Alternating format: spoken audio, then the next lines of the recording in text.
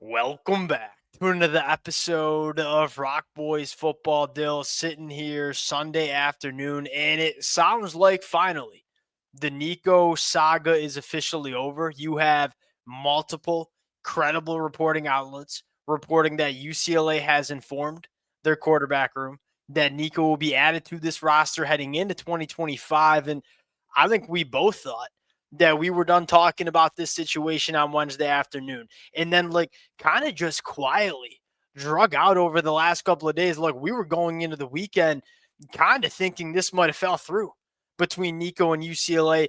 Dill, we talked about the implications of Nico going to UCLA on Wednesday afternoon. I wanted to get into a little bit more of I think, a conversation that's going to get heated between us, and that is, look, should the UCLA fans even want Nico, especially over the last couple of days where there was a holdup. And I think reading between the tea leaves, there was a holdup for some sort of reason. I look forward to getting into this conversation to the UCLA fans, to the Tennessee fans, to really just, the college football fans who've been following this storyline. Look, everybody has a take on this situation, and everybody's take has some merit too. Y'all let it fly in the comment section. This has been a wild last couple of days talking about this. The amount of support y'all have shown has meant the world to the boys. Appreciate you guys. If y'all do enjoy the content, consider subscribing to the channel. Dill, without further ado, let's start with this. Look, after what just transpired, especially over the last couple of days, like the radio silence, then you see Nico taking to Instagram, popping off some Instagram stories. If you're a UCLA fan, especially hearing that Joey Aguilar, like the App State transfer that came in the winter, had a really good spring. Like, has your opinion changed in terms of if you're a UCLA fan and you want to see Nico coming into this program? I don't think it's changed for me. And I know when I got up Wednesday, I was like, yeah, you got to take this risk. UCLA needs a charge. They need a spark in this program. Nico does have the potential to do that for them. Now, obviously, there needs to be quite a bit of development from what we saw at Tennessee because, again, the talent's there. The production on the field for Tennessee was not exactly there. But UCLA is going to need really good quarterback play if they're going to win a lot of games this year because that roster is not yet in a position to be particularly competitive in the Big Ten, I don't think. I look at it again, it's risky. You knew it was kind of risky given what happened at Tennessee anyway. This doesn't really change it because it's again, it was a calculated risk in my mind. I'm pretty comfortable taking. Yeah, but to me now, the calculated risk seems a little bit more risky. And look, it might not be risky for the UCLA program in general, but for Deshaun Foster, this could be a massive risk for him. Like, if this blows up in your face, you are probably out the door, because I don't think Deshaun Foster was getting elevated to the head coach of this program with a ton of leash, if you know what I mean. Now, here's why my opinion kind of changed. Now, Wednesday afternoon when this came out, I was like, all right, you could sell me on this. Like, this kind of it especially made sense for UCLA.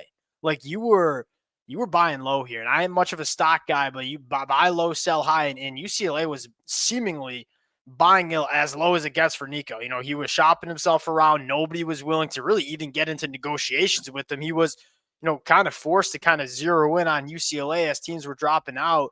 I love that for UCLA. Like, you're getting a 5-star talent, although still developing as a quarterback, but a 5-star level talent for really cheap at the quarterback position. That opportunity ain't going to come that often. There's two things that bother me. Most importantly, Dill, I feel like Nico and his camp have learned nothing from the last 7 days. I mean, you just completely fumbled the bags, that the kids might say these days, in terms of, hey, you are a really good quarterback that a lot of programs would have wanted, especially 2 years ago. You try to hold Tennessee hostage.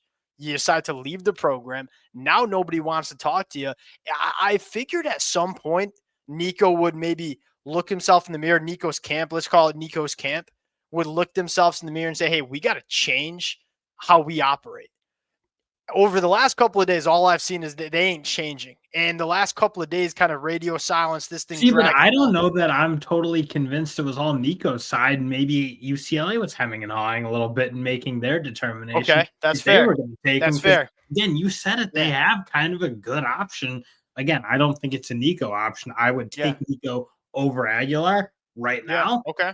But Aguilar's not like a bum. I mean, he's still a good option. I wouldn't be surprised if UCLA was the one hemming and hawing and Okay, maybe like fair, kind of pushing it on Nico. Because I think I mean, Nico didn't have a ton of leverage in this, if we're to believe all the reports that are Yeah, coming well, out. but the thing It was is, really just UCLA. but he acted like he had leverage the whole time, and I'm still convinced, like at this point, he probably thinks he's still holding the cards here. I don't Like know that's about that. You didn't hear much coming out like, oh, he took another run at USC or another run at Oregon or another run at Notre Dame. It's not like any of that stuff came out. all right. I'm not totally convinced this wasn't UCLA kind of holding the cards and maybe making their own plays.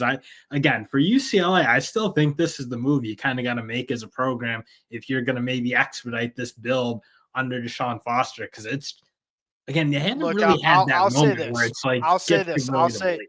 I'll say this. If it was if the delay in this, kind of becoming official was on UCLA's end, I feel a little bit better about it.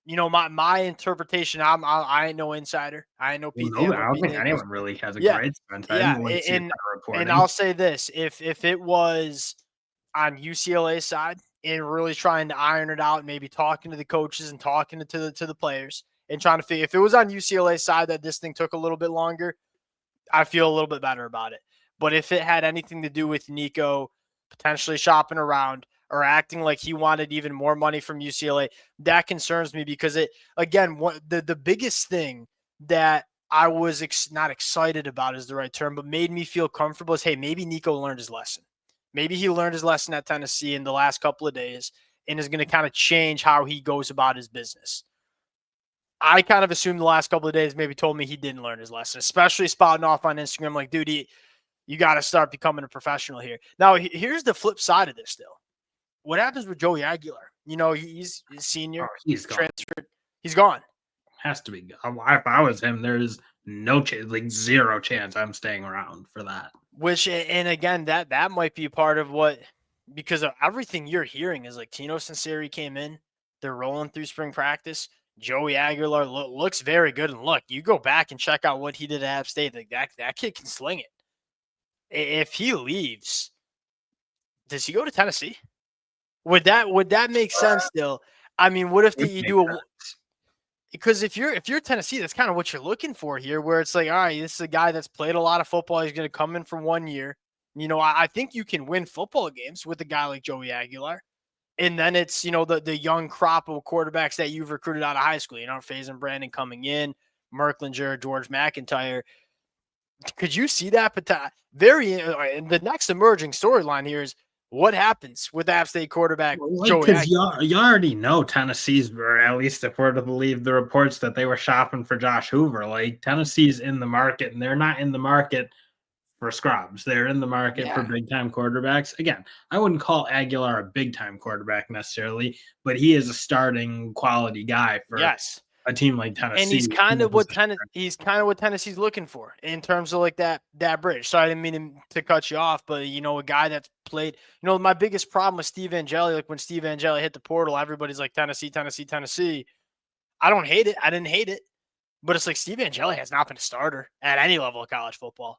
And so he doesn't have Joey Aguilar traits, I wouldn't say. Like Joey Aguilar, a little bit bigger arm, a little bit better athlete, like all the things like you probably want to see. Again, more trades, turn the ball over quite a bit at App State, so you probably like to think maybe you can clean that up a little bit.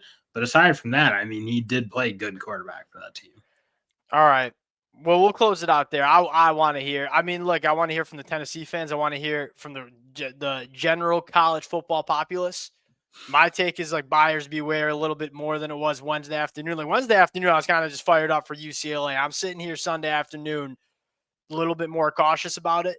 I want to hear what the UCLA fans, because the UCLA fans that I've talked to and I've been on the message boards and on Twitter, they've kind of taken that same stance where it's like kind of fired up Wednesday afternoon, and as the days drag on and it kind of goes radio silence. I am not sure why the immediate assumption is that Nico was the one dragging. What do you mean? Well, how are you not sure about that? Because that's how Nico has acted over the last couple of days. What do you mean? That's the question. Well, the The last immediate couple days, assumption we for don't really everybody's know. that. That's the thing. I look, I could very easily see UCLA Yeah, trying to yeah, kinda weigh their options because they are the ones with options in this situation. That's just like if yeah, I look at who has leverage, it's UCLA because they yeah. have a pretty good quarterback. They're not desperate You, you, necessarily. you're you're assuming that UCLA is dealing with the rational actor, man. And if there's anything we've learned over the last couple of days, like Nico and his camp have not been very rational over the last couple of days. Why I you gotta characterize last couple of days versus last couple of weeks because I think those are different time periods. All right, we'll see. We'll Last see. I couple of want to. days, we don't really know anything about it. Just went silent from both sides. If both sides Yeah, have been yeah. quiet, There. I think UCLA would have been the I one in position to drag this on a I little don't bit. know how you can't take the like my assumption, and this is funny because we haven't really talked about this until today, me and you. Like my assumption was it was on Nico's end, and I think that's the general college football fans' assumption. Now you make a good point. It very well could, and Dill, maybe this conversation already happened with Deshaun Foster and Joey Aguilar. Like, hey, we're gonna bring Nico in, and we want to know what your plan is. Like, are you gonna stay or are you gonna go? We'll see what happens with Joey. We'll see what happens with I Nico. don't think we need to see what Joey's not staying there if Nico comes in. I don't think there's a zero chance of that. Didn't he already start? Didn't his rep start shopping around once they heard the news in the first place? I Not don't to know. my knowledge, but I have not been following Joey Aguilar's reps, so we'll see. And Dill, like little quarterback domino here, like that to me, I don't know if it's an elite power four starting quarterback, but there are programs that are looking to add some depth and Yeah, veteran talent. volunteers. Yeah, and us Michigan fans, we kind of are too. We'll see. We'll see where Joey Aguilar ends up. We'll close it out there. Appreciate you guys rocking with it. Tennessee fans, UCLA fans, college football fans, y'all let it fly in the comment section.